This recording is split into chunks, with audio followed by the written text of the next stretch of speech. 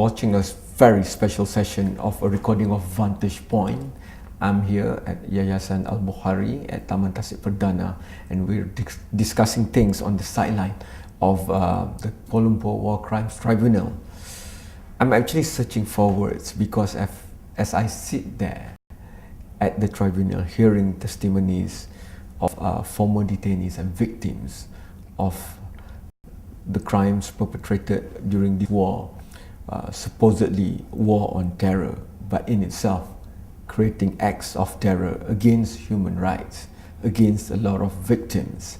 And I couldn't count the words to say, but I will let my guest for today, Mr. Moazzam Begg, a former Guantanamo Bay detainee and a victim at that, and now a director and spokesperson for, or spokesman for CagedPrisoners, an outfit that look after and fight for the causes of people caged, sometimes for no reason at all, which includes the war on terror prisoners.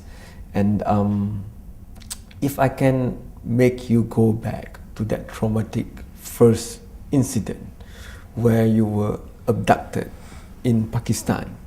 You know, you were born in the United Kingdom, but on your own free will and because you wanted to help people in Afghanistan, you traveled, you left United Kingdom, you went to stay in Afghanistan, and then because of the war perpetrated by America and its allies, you had to move out of Afghanistan and into Pakistan, and that was where you were residing when the first brutal reality of the American war on terror really hit you and hit you personally. If you can pick up from that point. Yes, it was the night of the 31st of January 2002. I was about to go to sleep. My wife and kids had already gone to sleep. And we were in the city of Islamabad, where we evacuated to after the war, and led by the United States, had begun in Afghanistan. And I was living there, working and helping some refugees, hoping that we could return maybe back to Afghanistan to continue our school project. But then there was a knock on the door at midnight. I opened the door and a whole bunch of people were standing there and just forced their way into the house. One of them had a gun, put it towards my head. They were all ununiformed, unidentified, and I'd really thought that these were just outlaws, bandits who'd come to kidnap me for a ransom. They shackled my hands behind my back, shackled my legs, put a hood over my head, picked me up and physically carried me off into a vehicle and drove off. And that's the last time I saw my wife and kids for the next 3 years. Inside the vehicle there was some individuals. They were dressed like Pakistanis, but they weren't Pakistanis. Okay. Clearly from their faces, from their accents, they were Americans. And they told me very clearly that you will be going to Guantanamo. And Guantanamo had just been opened, I think, a few weeks before that. So those terrifying images of men in orange suits kneeling down was already in my head. So what they said, of course, became true, but after quite some time. You were taken to Bagram. There was what is claimed to be a prison, but some say it's worse than anything that a human being can be subjected to. And I've read interviews where you say, maybe for you, Bagram was even worse than Guantanamo, but Guantanamo is the worst nightmare for a lot of others. Can you explain that? Well, I give the example of the famous ship, the Titanic, that sunk.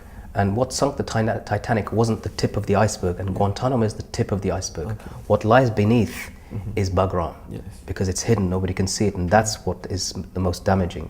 I saw people beaten to death in Bagram. I saw and was subjected to myself all manners of abuse. And by the time I had gone through Bagram, I was actually looking forward to going to Guantanamo. Okay. And that's how bad Bagram was. And prior to that, I was held in Kandahar, and there they stripped us, they beat us, they tore our clothes off with knives. They brought dogs to salivate over us. They shaved our hair and our face. I think if I was to look in the mirror at that time, I wouldn't know who I was. I wouldn't be able to recognize myself. the worst thing probably was to watch that process happening to another man. And then listening to the racial and religious abuse that they would put out, because this was the early days of the war on terror. So they were being controlled not by the idea of justice, but vengeance, and a very brutal vengeance.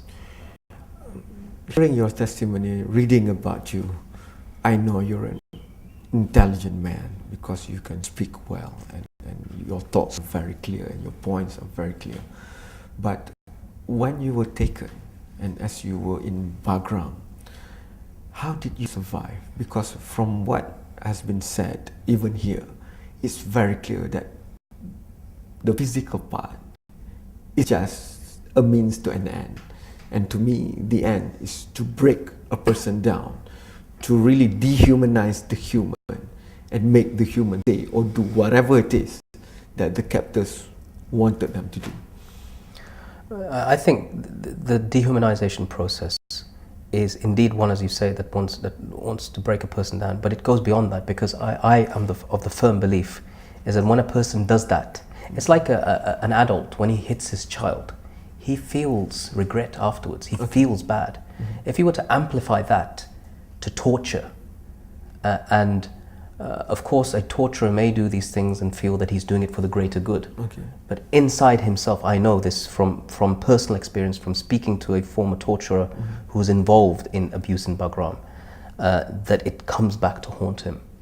And I think that is what every torturer will suffer. The sins of his past will come back to reap a whirlwind onto his future. But that wouldn't have made, understanding it wouldn't have made you survive any easier. No. You can't face up to it. So what made you survive? Well, you don't necessarily survive. You just, you pass through it. It doesn't, of course the old adage is that if it doesn't break you, it makes you. And indeed, I have to say, you know, ironically, that I have to thank the CIA and the FBI and the MI5 because prior to this sort of interrogations, I wasn't as strong as I am now. So in that sense, it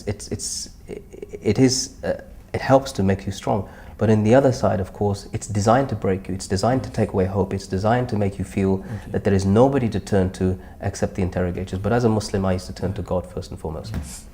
We are on the same page on that, but it's very difficult to have this discussion, especially for the Malaysian audience, because we hardly know those levels of violence. For the majority, most of the majority here in Malaysia, we hardly ever even face the threat of being detained anywhere.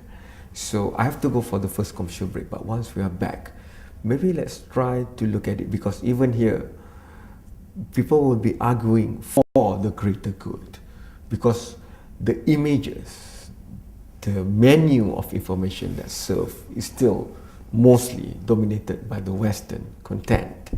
And if you look at the images of the Twin Towers in New York, that again and again being played out, we saw people jumping off, killing themselves because they just cannot take the heat of the fire and stuff like that. So people were thinking that, what kind of animals would be ramming planes and forcing people to death? And you know, impending doom, and the planes have kids, females, whoever they are. So let's try to look at the weird logic that somehow the ends justify the means. And for you especially, a victim of this, it will be painful, but we will be asking you to share for the benefit of humanity after this.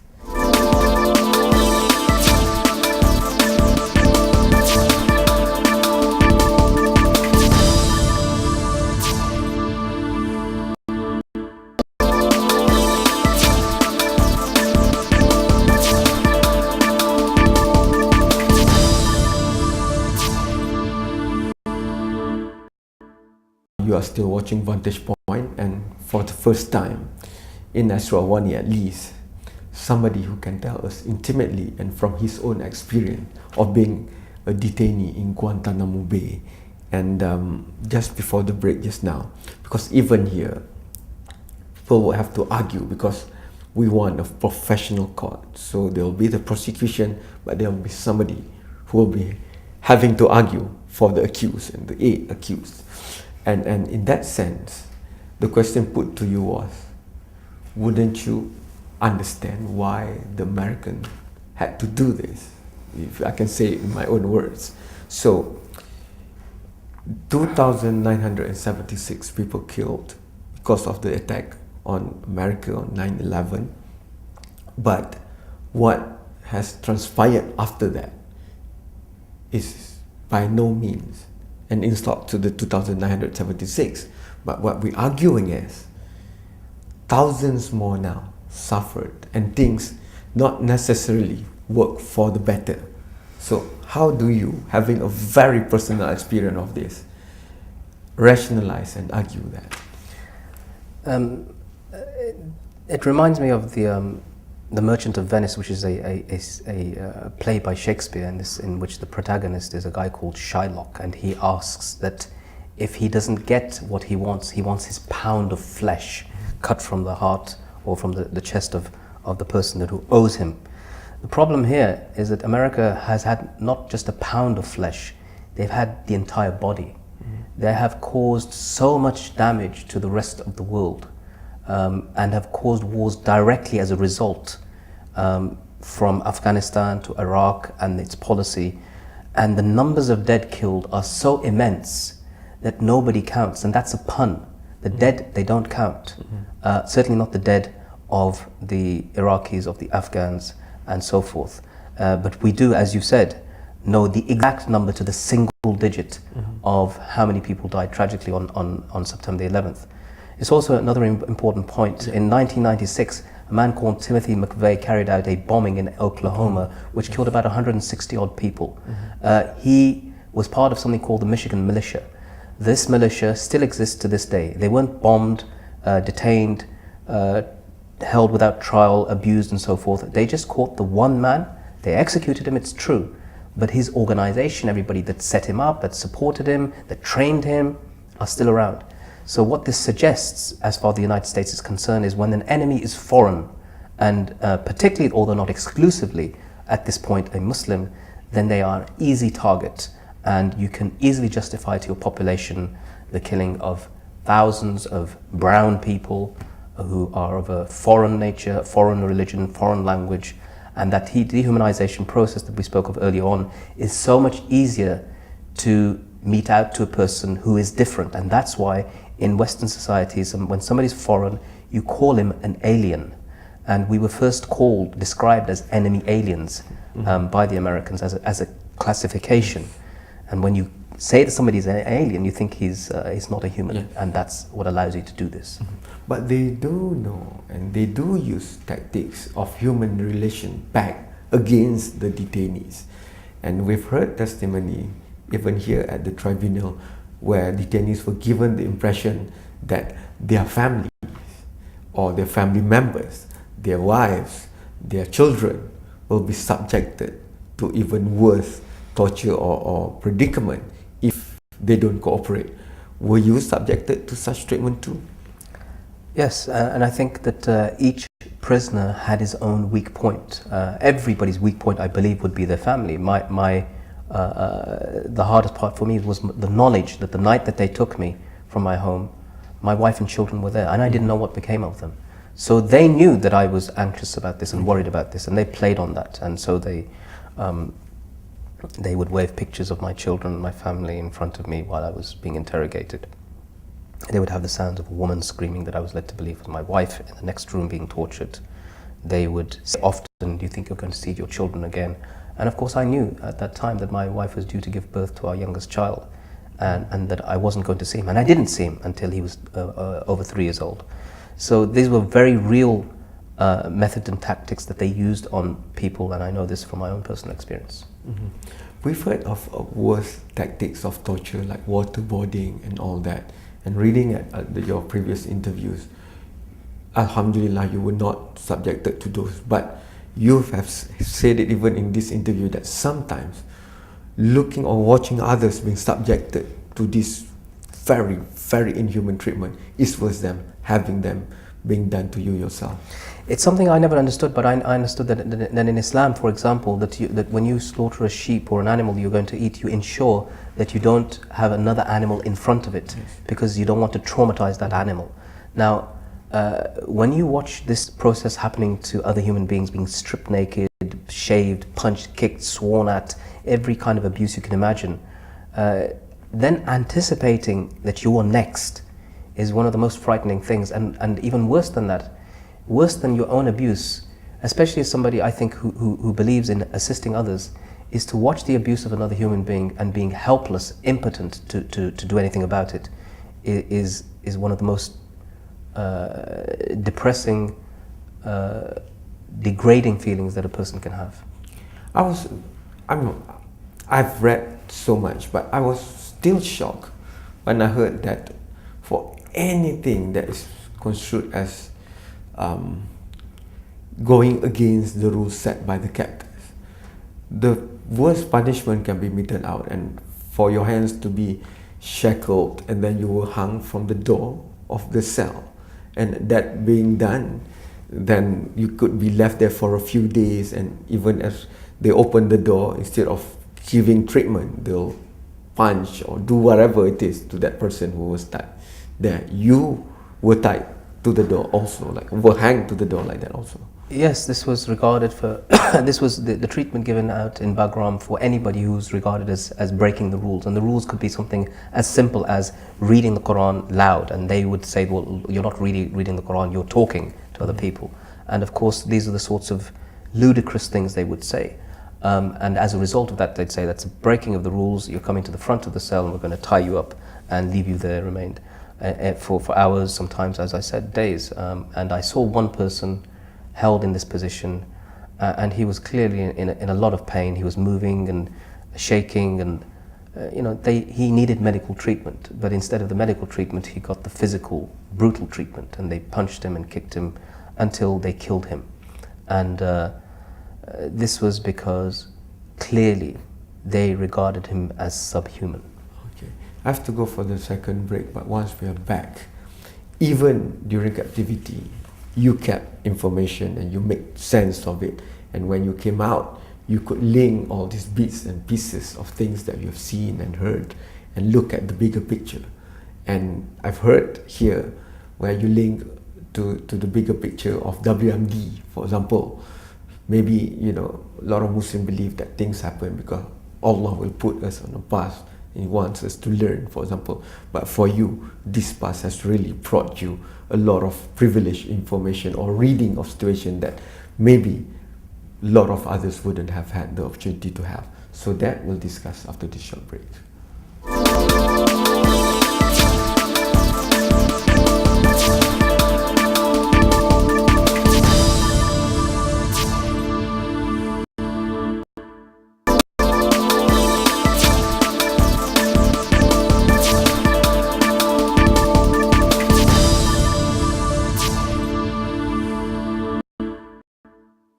Vantage Point. I'm still here with Mr. Moazzam Begg, a former Guantanamo Bay detainee, and you also detained at Bagram, and you've met a lot of prisoners. You've even had discussions and conversation with the guards and interrogators.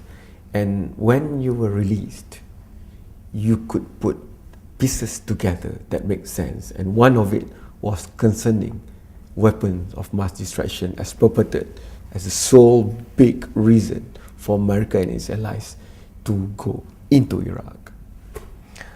I was in Bagram being interrogated by the CIA in 2005, I think it was 2002, sorry, in the month of May. And they told me that an individual called Ibn Sheikh al-Libi, who they said was a senior Al-Qaeda member at that time, had been captured and seated in the same seat where I was, and that he didn't cooperate with them, so they sent him to Egypt. And I learnt later that it was in a coffin, alive. They sent him in a coffin to Egypt. And in Egypt, he apparently gave a confession after being waterboarded and electrocuted and so forth. And one of those, the main confession that he gave was that he was working with Saddam Hussein on obtaining weapons of mass destruction, WMD, In 2003, I later learned when I was released, Colin Powell went to the United Nations Security Council to argue for a case of war in Iraq based on what they said was credible information that they had from their operatives by this person captured. So they invaded Iraq based on this tangible link, or this supposed link between Al-Qaeda and Saddam Hussein. In 2004, Ibn Sheikh al-Libi retracted that statement. Of course, now it's well known that there was no Al-Qaeda presence or WMD before the invasion of Iraq. Ibn Sheikh al-Libi, instead of being sent to Guantanamo, where he could probably have eventually received a lawyer, was sent to Libya, and there in Libya, in his cell, he died in 2008, supposedly having committed suicide. Okay. You were incarcerated for a total of nearly 3 years, and at that time, until today, no official charge.